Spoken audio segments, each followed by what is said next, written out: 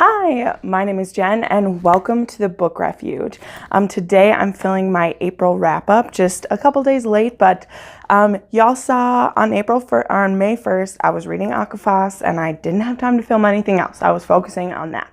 So I wanted to do a quick wrap up though, which is it's super fun. So this was my first whole month being on BookTube, and I think I shared this in my welcome to BookTube tag, which you can see up here, that one of the reasons I wanted to start making videos is I wanted to hold myself accountable to read more books, because books have always been such an important part of my life. But lately, in these last few years, having started my career and being a little bit busier, I have not made as much time for reading. And so I wanted something that was going to kind of spur me on and make me excited to read so that I could talk about them with people.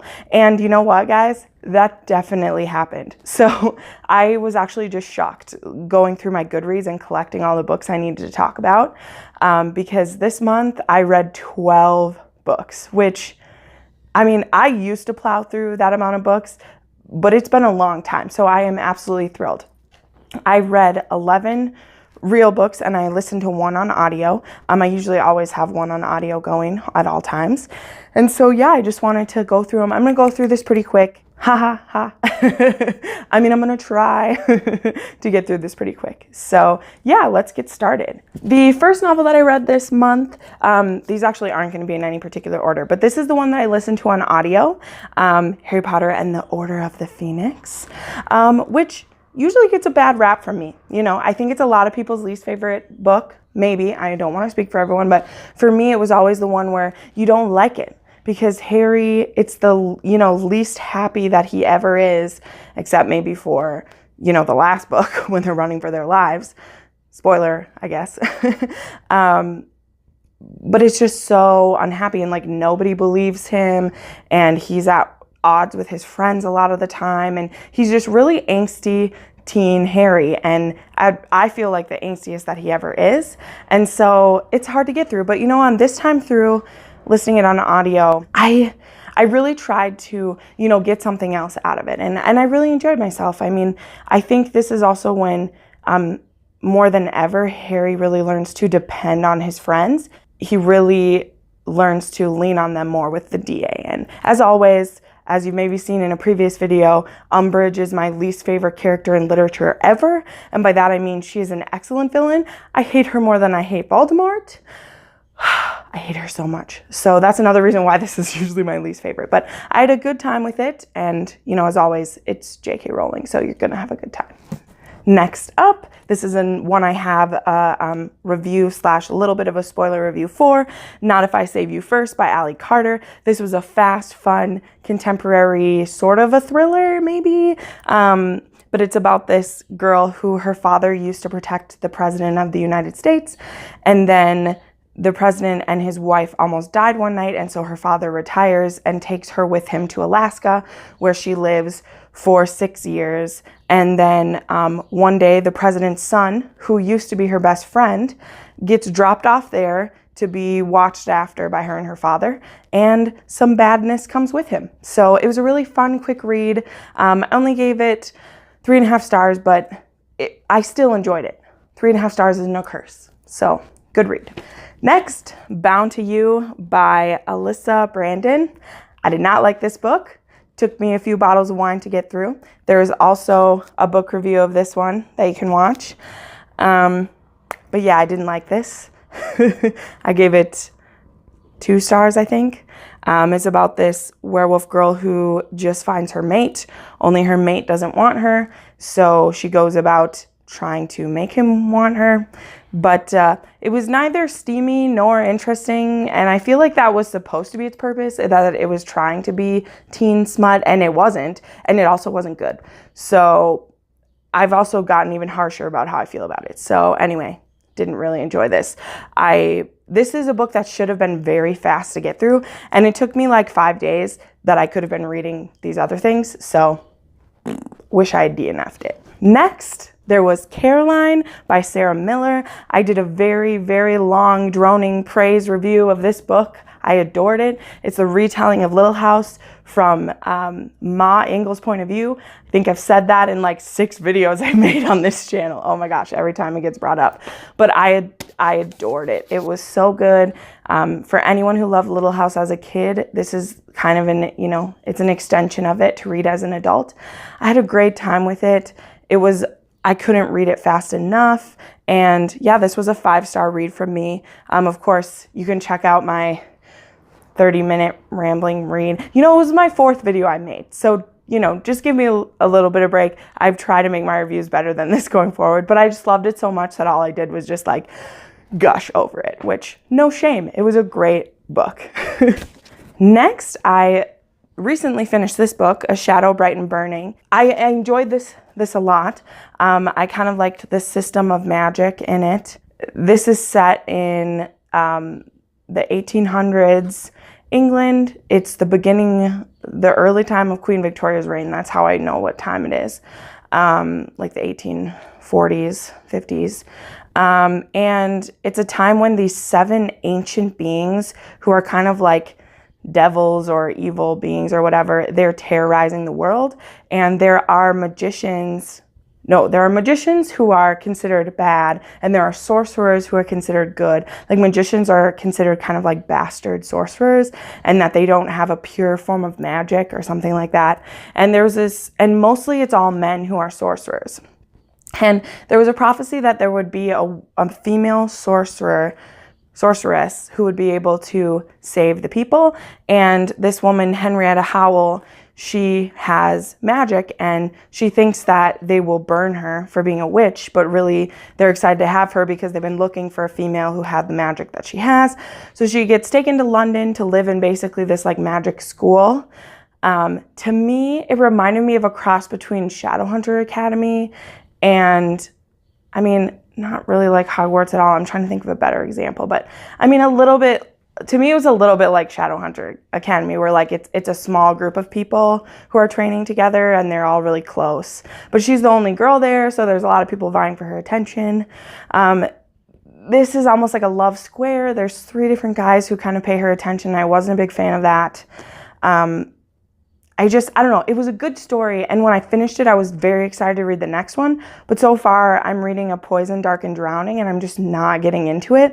Like, I put it aside to read Aquafos, and I just haven't wanted to pick it back up after I finished Aquafos, so I don't know, but this was okay. I think I gave it 4 stars, because again, like, I was interested when it was over.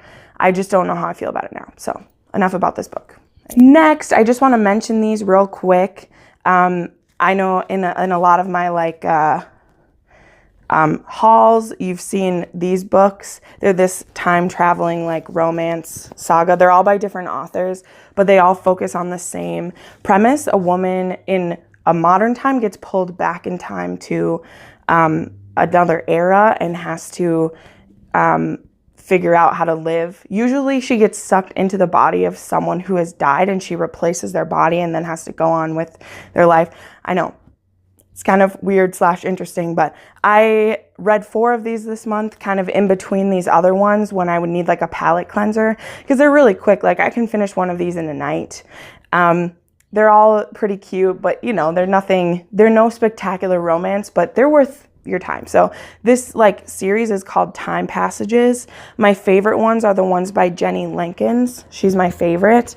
If you like romance like that, give these a try. They were fun. Like I said, fast and quick and usually pretty good. Then I have An Enchantment of Ravens. This is by Margaret Rogerson. I also did a review of this one. This novel I really enjoyed. I was so sad it was only a standalone, and it was also so thin. It reminds me a lot of other fairy stories. It was kind of funny. I was telling my best friend, like, I recently just read 3 like books in a row where they had to do with fairies, and the woman was an artist.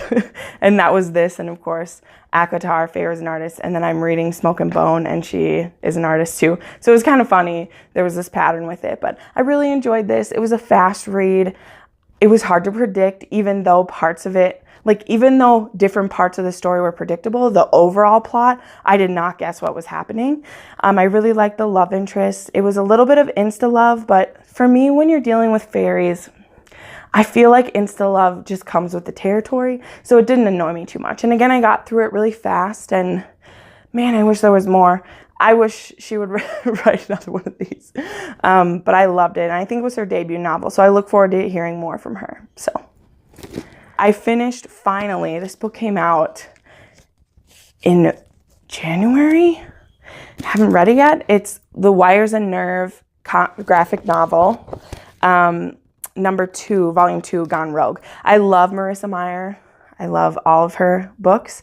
And this is kind of an in-between story. It focuses on Aiko, the lovable android who is just awesome. They're fighting off the mutants who want to be turned back into human. Like, they want it reverted. And Cinder, who's now the Queen of Luna, she can't do it for them. Like, there's no way to rewind the time, and they don't believe her. So they kind of go on a rampage, and it's up to Aiko and her friends to stop it. So it was really interesting. I just want all the books to be in the Lunar Chronicles. They're so good. I love all the characters, but this was fun. I'm not a huge fan of graphic novels, but whenever a favorite author of mine makes one, I'm always willing to give it a try. So anyway, this was really fun.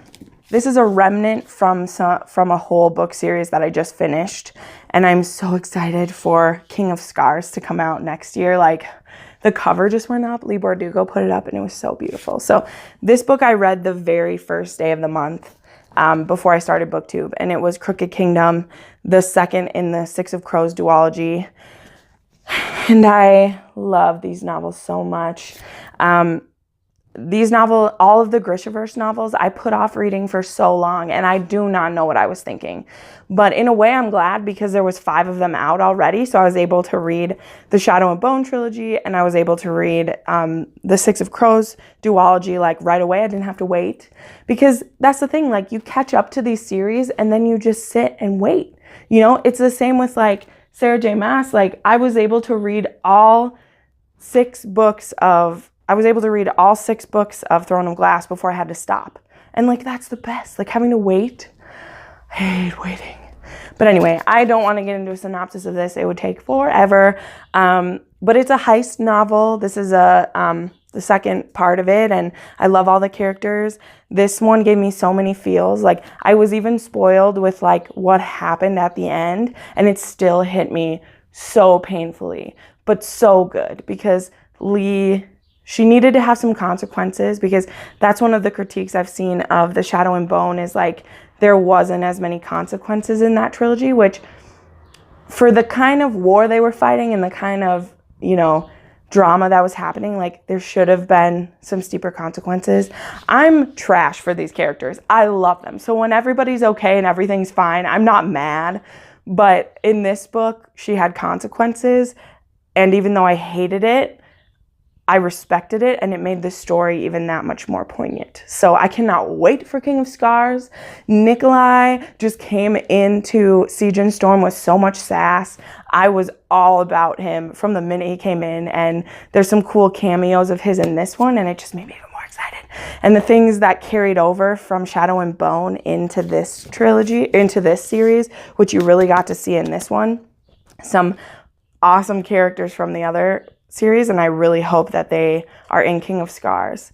So anyway, yeah, this was the first book I read. So anyway, yeah, that was my wrap up from April. I can't believe I read 12 books. I'm already off to a good start in May. I've finished 2 books, and it's the 3rd day of the month.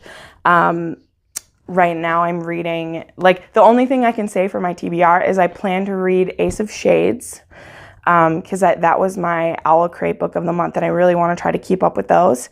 And then I'm reading the Daughter of Smoke and Bone trilogy, which is so good. I can't believe I put it off so long. I'll definitely do a book review for those 3 books when I finish. But yeah, it was so great, and I can't wait to keep reading and talking with you guys. Thank you so much for all your responses to my Aquafast video. I was so excited to make it, and the response has been really good. So I love you all so much. If you're new here, thanks for coming to the Book Refuge. I want this, again, to be a safe space to talk about books and enjoy it together, and that's really what my goal is for this. So yeah, please comment below, like, share, subscribe. There's all my reps. Check out my Facebook page. I'm trying to grow that. My Instagram's my favorite. So if you message me there, I'll be on it. But anyway, thanks for coming to the Book Refuge. Again, my name is Jen, and you have a wonderful day. Love you.